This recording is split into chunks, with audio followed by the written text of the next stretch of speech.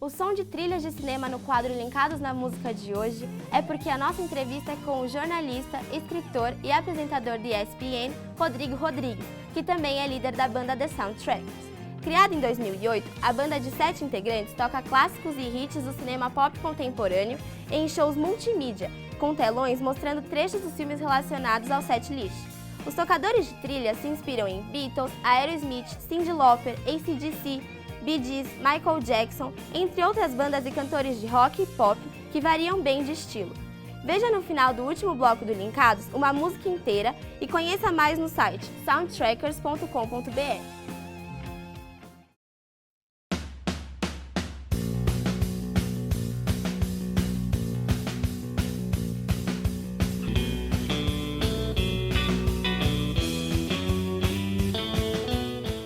Está no ar o Linkados na Área com Rodrigo Rodrigues, apresentador do programa Resenha da ESPN.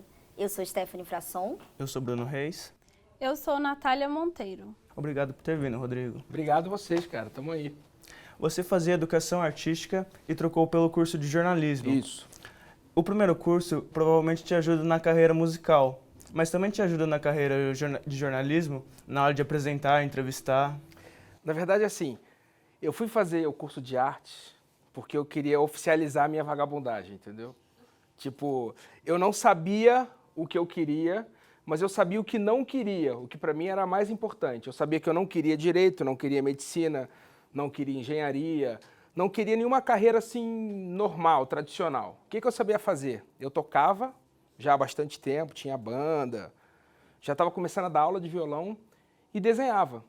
Aí, fazendo a pesquisa de cursos lá, eu achei educação artística, que tinha aula de desenho, pintura, música, cinema, televisão. Aí eu falei, vou por aí, porque eu tenho que tentar aproveitar as habilidades que eu acho que eu tenho para poder dar certo. E aí fui para o curso de arte. No segundo ano, a gente tinha uma disciplina chamada mídia e comunicação, alguma coisa assim, eu não lembro mais direito o nome. E a gente precisava produzir um programa de TV, como vocês estão fazendo aqui. E aí a primeira vez que eu entrei no estúdio de TV da faculdade, eu fiquei encantado, falei, pô, acho que é isso aqui, hein, cara. Alguma coisa aqui dentro desse estúdio eu quero fazer. E aí, acidentalmente, meses depois, eu fiz um teste para um canal chamado Rede Vida, que é um canal católico que tem na TV a cabo. E aí passei, virei apresentador, ainda estudando arte. Aí todo mundo começou a dizer que eu levava jeito, eu tranquei a faculdade de artes e fui fazer jornalismo. E aí, como eu já cheguei na faculdade de jornalismo com uma experiência em TV, desse programa da Rede Vida, eu ganhei uma bolsa e virei o apresentador dos programas da faculdade. E aí foi embora, eu fiz jornalismo, mas não terminei também, porque eu recebi um convite para TV Cultura aqui em São Paulo, mudei no último ano de faculdade, tentei terminar aqui e não consegui, ou seja, a minha vontade de ser vagabundo profissional lá de trás deu certo. Não terminei nenhuma faculdade e estou aqui. Mas não recomendo isso, hein? Terminem as faculdades. Eu não terminei por um acidente, viu, Esther? Aliás, qual é a maior dificuldade em apresentar um programa ao vivo? Eu não acho difícil apresentar programa ao vivo. Eu acho difícil fazer programa gravado, porque tem alguém que pode falar, para e vamos fazer de novo. E isso me tira um pouco a naturalidade e vai minando a minha paciência, o meu saco, assim, durante o processo, entendeu? Ao vivo, se você faz bem ou faz mal, você tem que fazer. E não dá para falar assim, gente, para, vamos fazer mais um, não tem como. Então, eu acho que é mais difícil fazer um programa gravado do que ao vivo. Agora, as dificuldades, o que a gente pode chamar de dificuldades são os imprevistos, né? O teu ponto vai acabar a bateria, teu microfone vai falhar, o convidado vai atrasar, você vai chamar o VT não vai rodar. Você pode fazer uma pergunta que deixa alguém em saia justa, o cara vai ficar bravo, você tem que contornar. É mais jogo de cintura, assim, para lidar com esses imprevistos todos, porque a TV, eu acho que ela foi feita basicamente para ser ao vivo. Tem um diretor de TV, de cinema, chamado Zelito Viana, que é irmão do Chico Anísio, pai do Marcos Palmeira. Uma vez, numa entrevista, ele me falou uma frase que eu não esqueci nunca mais. VT é o contrário de TV até na hora de escrever. Ou seja, a TV foi feita para ser ao vivo, porque o cinema gera aquela coisa filmada, editada, montada. A TV começou ao vivo, até as propagandas, os comerciais eram feitos ao vivo. Então, para mim, é natural fazer TV ao vivo. O estranho é quando eu tenho que gravar alguma coisa. Você comandou o Bate-Bola, um programa de esportes da ESPN, e apresentou o Almanaque das Trilhas Sonoras sobre música na Gazeta. Isso. Quais as diferenças em trabalhar em programas com temas tão distintos? São temas distintos, mas muito familiares para mim. O Bate-Bola eu apresentei durante 4 anos ao vivo, o que era muito bacana. Já o Almanaque da Gazeta era gravado, dava mais trabalho. Mas como eu tenho uma banda de cinema que só toca trilhas, fazer para mim um programa sobre trilhas sonoras, depois ainda de ter escrito um almanaque sobre o tema, era tranquilo. E o Bate-Bola, eu acho que todo menino no Brasil nasce gostando de futebol, querendo ser jogador ou alguma coisa do tipo. Então, para mim, já com 15 anos de carreira, começar a trabalhar com esporte na TV foi tipo um brinde, assim, tem um sonho de infância sendo realizado de alguma forma, estar no meio do futebol, trabalhando, convivendo com jogadores, com os técnicos, com os torcedores. Então são experiências muito diferentes, mas que têm a ver comigo. Se eu fosse apresentar, por exemplo, um telejornal, como eu já fiz na TV Cultura, sabe a Maju, a Moça do Tempo? Ela apresentava comigo o jornal lá, a gente apresentava junto. Para mim aquilo não era natural. Eu tinha que forçar um pouco a barra para parecer um âncora, porque não é meu aquilo. Mas já trabalhar com música, cinema ou esporte, relaxe. Enquanto você apresentava a segunda edição do Bate-Bola, João Carlos Albuquerque, Canalha, apresentava a primeira edição. Os dois programas têm o mesmo nome, mas têm características distintas. De onde vem essa diferença? Os programas têm o mesmo cenário, o mesmo nome, e o desafio era, mesmo assim, fazer programas diferentes, porque o público que assiste na hora do almoço não necessariamente é a galera que vai assistir no fim da tarde. Então, hoje em dia são 3 edições do Bate-Bola, e as 3 também são diferentes. Na época, que eram 2, o Bate-Bola da hora do almoço era mais denso, um pouco mais pesado, no sentido de tratar de temas mais áridos, assim. E o programa da tarde era mais happy hour, era mais tranquilo, e a gente tinha essa orientação de dar uma soltada, assim. Por isso que tinha um demente no programa, que é o Ale Oliveira, que hoje em dia está no Bate-Bola da hora do almoço, porque era meio proposital isso, para dar uma swingada no programa, assim, que é a hora que a galera está querendo relaxar na frente da TV. Quando você estava no BB, algumas cenas foram parar no top 5 do CQC, como as cenas mais engraçadas da semana. Eu acho que umas 2 vezes, cara. Você se divertia muito fazendo esse programa? Muito. Eu acho que se não for para se divertir, não tem por que fazer televisão, cara. Eu só faço porque eu acho divertido, assim. Quando eu não me divirto, eu começo a ficar infeliz e saio. Já aconteceu 1 ou 2 vezes na carreira.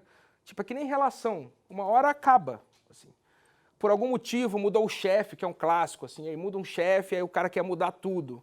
Quer mudar o programa, quer mudar o jeito de fazer, quer mudar o jeito da emissora pensar e agir. E aí vai tirando a tua alegria e você acaba, assim, ficando desgostoso. Já aconteceu comigo, eu já tive que sair desse ou daquele programa por conta disso. Então eu levo isso muito a sério. A minha diversão eu levo muito a sério. E eu só consigo fazer bem se eu me divirto, porque a câmera é um negócio que entrega tudo, cara. Então, vibrou meu celular, tudo bem. Alguém mandou um nude aqui para mim, não tem problema. Eu me divirto muito, porque a câmera capta tudo. É incrível.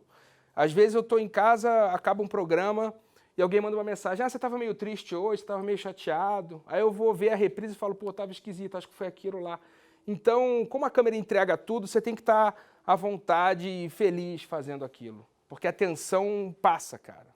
Então eu me divirto muito e é a condição sine qua non para trabalhar em televisão, pelo menos para mim. Rodrigo, vamos ver o que a equipe de reportagem do Linkados apurou? Bora. Estamos aqui com o Jean Lodge, comentarista dos canais ESPN. Jean, estamos com o Rodrigo no estúdio.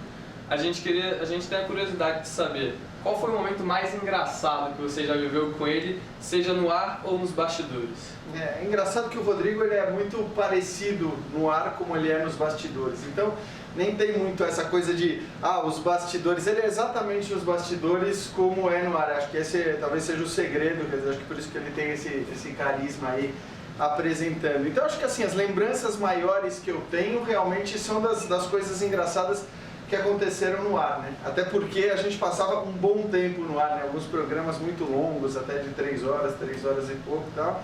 Eu me lembro da estreia dele, foi muito marcante. E acho que ele deve lembrar, eu estava no programa de estreia e acho que o Internacional jogando contra um time que chamava Jorge Wilstermann. O Rodrigo entende de futebol, conhece de futebol, mas também não é um cara aficionado para conhecer todos os times de todos os países. E ele achou que o Jorge Wilstermann era o cara que tinha feito o gol, e não o nome do time. Então, estreia dele na ESPN, ele falando gol do Jorge Wilstermann, não sei o que lá, e no fim era o time, e aí ele se saiu muito bem, quer dizer, pô, Júlio, se sou eu estreando e dou um fora desse, acho que eu ia falar, pô, desculpa, tô saindo, vou embora. E ele, levou super na boa, conseguiu reverter a situação. Então acho que talvez seja o mais marcante, o mais divertido. Ele mesmo tira sarro disso hoje no ar. Sensacional. E agora a gente queria que você fizesse uma pergunta pro Rodrigo. Uma pergunta para o Rodrigo? Eu vou fazer uma pergunta. Falei que a gente fazia bate-bolas bem longos, né? Acho que uma pergunta legal para ele é a seguinte: se ele prefere fazer um show daqueles de Bruce Springsteen, né? Passar 4 horas num palco tocando, não sei se ele aguenta 4 horas num palco que nem o Bruce Springsteen, mas se ele prefere passar 4 horas num palco tocando num show, ou se ele prefere fazer um bate-bola de 4 horas com a gente? Bom, são duas histórias do Jean, né? A do Jorge Wilstermann não foi bem no dia da estreia, foi assim, nos primeiros meses. Era um jogo da Libertadores. E vamos, assim, convenhamos, Jorge Wilstermann não é nome de time, é nome de gente, né? É tipo ter um time chamado Jorge Benjor, assim, no Brasil. E aí eu tô com um ponto eletrônico que é a praga de todo o programa ao vivo, porque tudo evolui na televisão, menos o som do ponto eletrônico.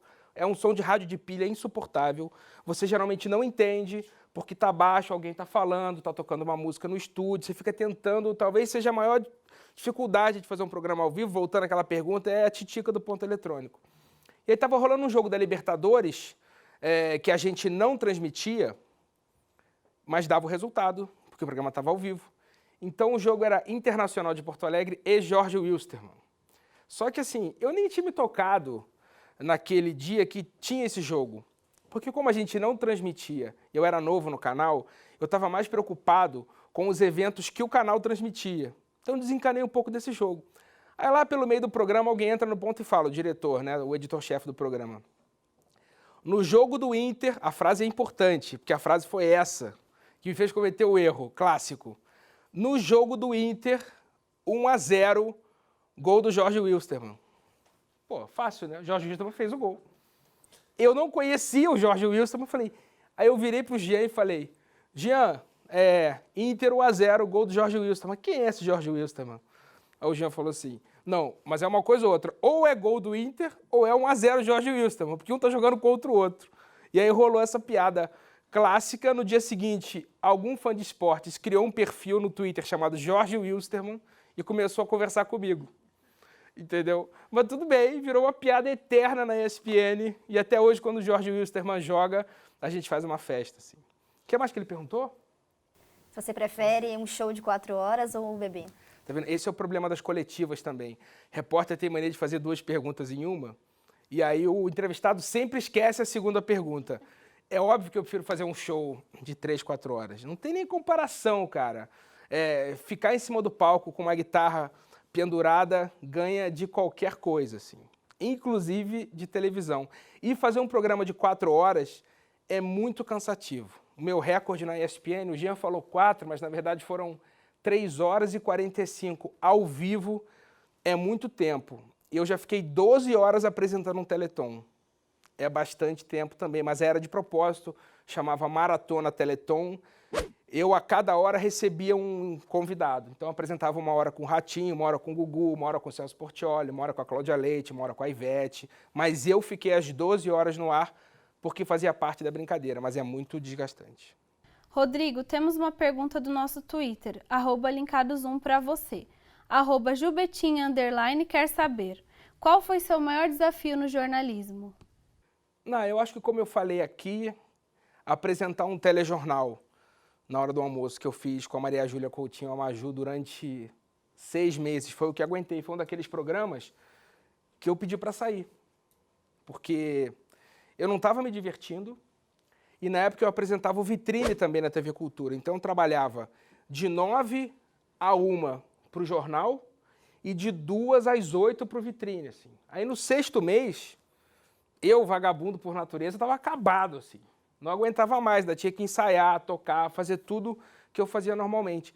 E era um programa que eu fazia no automático, não me dava muito prazer. Mas durante os 6 meses que eu fiz, o grande desafio era esse, pela primeira vez na carreira, fazer um programa mais sério, mais solene, apresentar um telejornal. Por mais que quisesse que o telejornal fosse descolado, por isso que me levaram, mas não funcionou muito não. E aí eu acabei pedindo para sair. Estamos apresentando o Linkados na Área com o Rodrigo Rodrigues, que primeiro foi repórter e depois apresentador do programa Vitrine da TV Cultura. Para assistir ao próximo bloco, clique no link abaixo.